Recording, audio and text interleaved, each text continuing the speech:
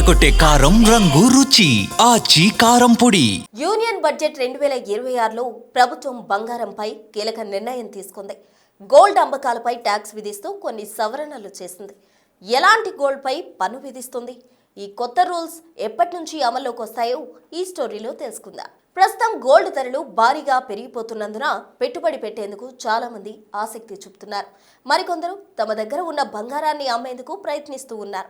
అంతేకాకుండా ఆన్లైన్ మార్కెట్లో ముడి పదార్థం బిస్కెట్ల రూపంలో కొనుగోలు చేస్తున్నారు. దీంతో పాటు కేంద్ర ప్రభుత్వం తీసుకొచ్చిన కొత్త సంస్కరణ సావరెన్ బాండ్ల రూపంలో కూడా చాలా మంది కొనుగోలు చేస్తారు. వీరికి కొన్ని మినహాయింపులు, ప్రయోజనాలతో పాటు పన్ను విధించేందుకు సిద్ధమైంది కేంద్రం. సార్వభౌమ బంగారు బాండ్లపై ఒక ముఖ్యమైన మార్పును ప్రతిపాదించింది. సాధారణంగా ఇన్కమ్ ట్యాక్స్ చట్టంలోని సెక్షన్ 71(2) ప్రకారం సార్వభౌమ బంగారు బాండ్ పథకం పూర్తిగా ట్యాక్స్ మినహాయింపు ఉండేది. కానీ ప్రస్తుతం దానిపై కొత్త రూల్స్ తీసుకొచ్చింది. పాత చట్టంలో కీలక మార్పులు చేసింది. దీంతో బంగారం కొనుగోలు చేసే వారిపై ట్యాక్స్ భారం పడనుంది. ఇప్పటి వరకు ఆర్బీఐ జారీ చేసిన, ఆర్బీఐ నుంచి నేరుగా కొనుగోలు చేసిన సావరెన్ గోల్డ్ బాండ్లు వాటి మెచ్యూరిటీ సమయం మధ్యలో రెడీమ్ చేస్తే వచ్చిన లాభాలపై క్యాపిటల్ గెయిన్ పన్ను చెల్లించాల్సిన అవసరం లేదు. అయితే తాజాగా తీసుకున్న నిర్ణయం ద్వారా ఈ పన్ను మినహాయింపు ఉండదని తెలుస్తోంది. మొదటిసారి బాండ్లు కొనుగోలు చేసి మెచ్యూరిటీ వరకు అలాగే ఉంచుకున్న వారికి మాత్రమే వర్తిస్తోంది.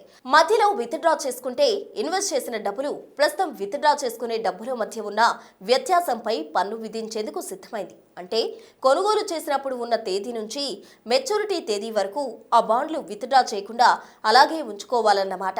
ఇలా ఆర్బీఐ ఆ బాండ్లలో తెలిపిన మెచ్యూరిటీ తేదీ వరకు విత్డ్రా చేయకుండా కొనసాగిస్తేనే క్యాపిటల్ గెయిన్ పై పన్ను చెల్లించాల్సిన అవసరం ఉండదు. మధ్యలో తీసేస్తే ఖచ్చితంగా పన్ను చెల్లించాల్సిందే. అంతేకాకుండా సెకండరీ మార్కెట్ లేదా ఇతర ప్రైవేట్ సంస్థల నుంచి సావరెన్ గోల్డ్ బాండ్లు కొనుగోలు చేసిన వారికి కూడా ఈ నిబంధన వర్తిస్తుంది.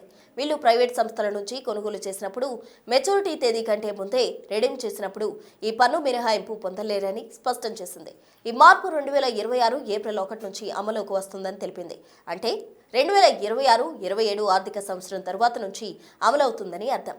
ఈ నిర్ణయం తీసుకోవడం వెనుక ఉన్న ముఖ్య ఉద్దేశం అన్ని సావరెన్ గోల్డ్ బాండ్ సిరీస్లకు ఒకే పన్ను విధానం, నిబంధన అమలు చేయడమే అని కేంద్ర ఆర్థిక శాఖ స్పష్టత ఇచ్చింది. ఇకపై సావరెన్ బాండ్లు కొనుగోలు చేసేవారు తమ మెచ్యూరిటీ తేదీ వరకు వేచి చూడాల్సింది. లేకపోతే పన్ను చెల్లించేందుకు సిద్ధం అవ్వాలని ఈ కొత్త రూల్స్ చెప్తున్నాయి.